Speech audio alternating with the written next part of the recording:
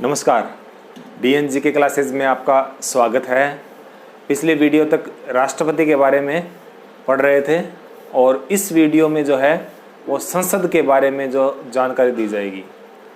संसद जो है उसका वर्णन संविधान के अनुच्छेद 79 में किया गया है।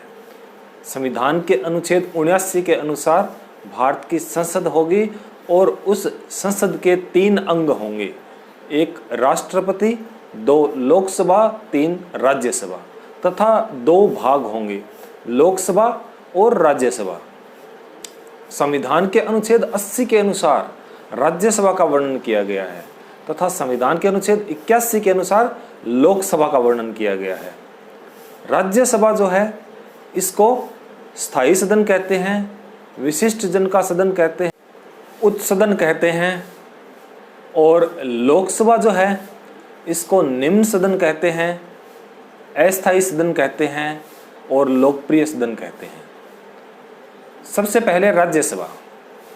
राज्यसभा जो है इसके सदस्यों का जो निर्वाचन है वो 6 वर्ष के लिए किया जाता है, अर्थात एक सदस्य जो है उसको निर्वाचित किया जाता है, उसके बाद में उसका कार्यकाल जो होता है वो 6 वर्ष का होता है। इसका निर्वाचन जो है वो अप्रत्यक्ष निर्वाचन प्रणाली द्वारा होता है। अप्रत्यक्ष निर्वाचन प्रणाली का अर्थ है कि जिसमें जनता के चुने हुए प्रतिनिधि भाग लेते हैं वो अप्रत्यक्ष निर्वाचन प्रणाली होती है। तथा राज्यसभा जो है इसकी सदस्य संख्या जो है वो 245 है। 245 सदस्य संख्या में से इसमें 12 सदस्य जो है वो राष्ट्रपति द्वारा मनोनीत होते हैं। इसके अलावा 233 सदस्य जो हैं वो निर्वाचित होते हैं। 233 सदस्य जो निर्वाचित होते हैं उनमें से दिल्ली से 3, पुडुचेरी से 1 तथा जम्मू कश्मीर से 4 राज्यसभा के सदस्य। इसके अलावा बाकी के जो सदस्य हैं वो सभी के सभी राज्यों से होते हैं। इसके अलावा इन 3 केंद्र शासित प्रदेशों के अलावा अन्य जो केंद्र शासित प्रदेश है उनमें विधानसभाएं नहीं हैं, इसीलिए उनके राज्यसभा के सदस्य जो है वो निर्वाचित नहीं होते हैं। राज्यसभा के सदस्य जो निर्वाचित होते हैं 6 वर्ष के लिए, उन 6 वर्ष के निर्वाचन में जो है वो प्रत्येक 2 वर्ष बाद 1/3 सदस्य जो है वो सेवानिवृत्त होते हैं तथा उसके स्थान पर 1/3 सदस्य जो हैं वो नए निर्वाचित होते हैं। इस तरह ये प्रक्रिया जो है वो प्रति 2 वर्ष बाद चलती रहती है। जैसे जो सदस्य 2018 में निर्वाचित हुए हैं वो 2024 में उनका कार्यकाल समाप्त हो जाएगा और उनके स्थान पर जो है नए सदस्य जो हैं वो निर्वाचित होंगे।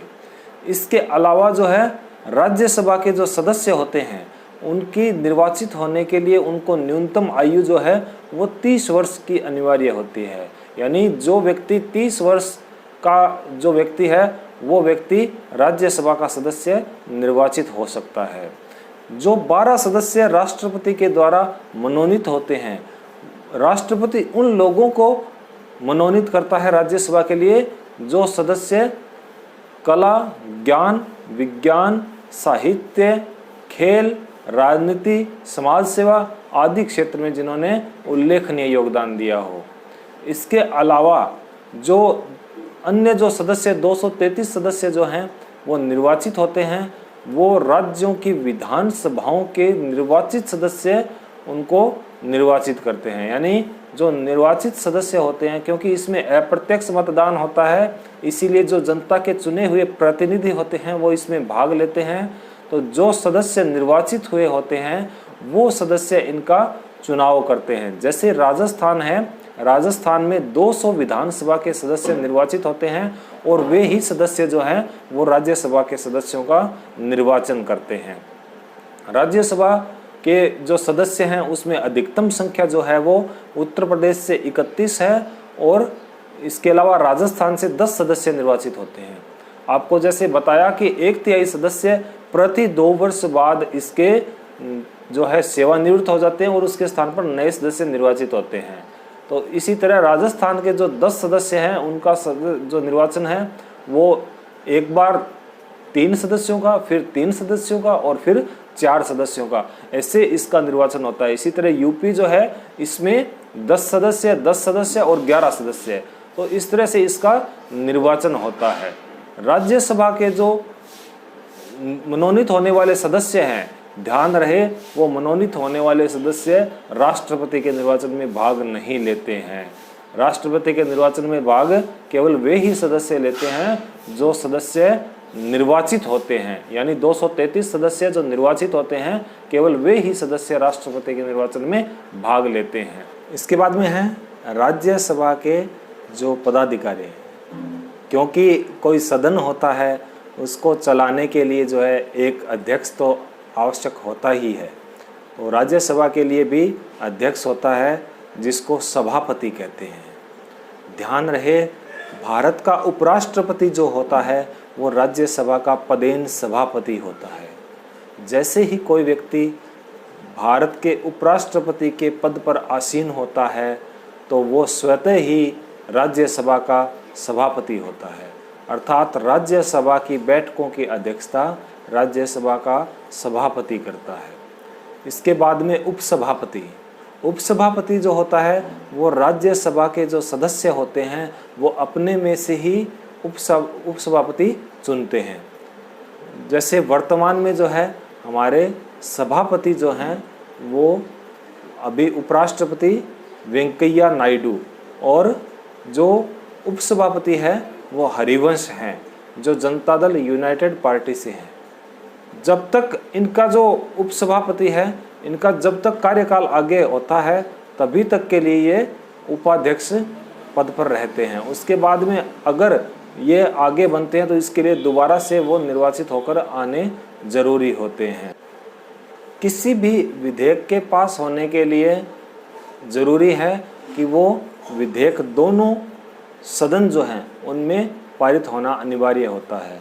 जैसे पहले लोकसभा में रखा गया है तो उसके बाद में राज्यसभा में उसको रखा जाता है, और राज्यसभा में पास होने के बाद वो राष्ट्रपति के हस्ताक्षर के लिए जो है वो भेजा जाता है।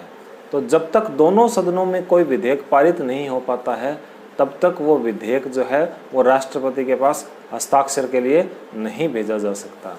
इसके अलावा जो है वो राज्यसभा का रोल कोई सरकार के गठन में किसी तरह का नहीं होता है, क्योंकि बहुमत जो होता है वो राज्यसभा का अनिवार्य नहीं होता है।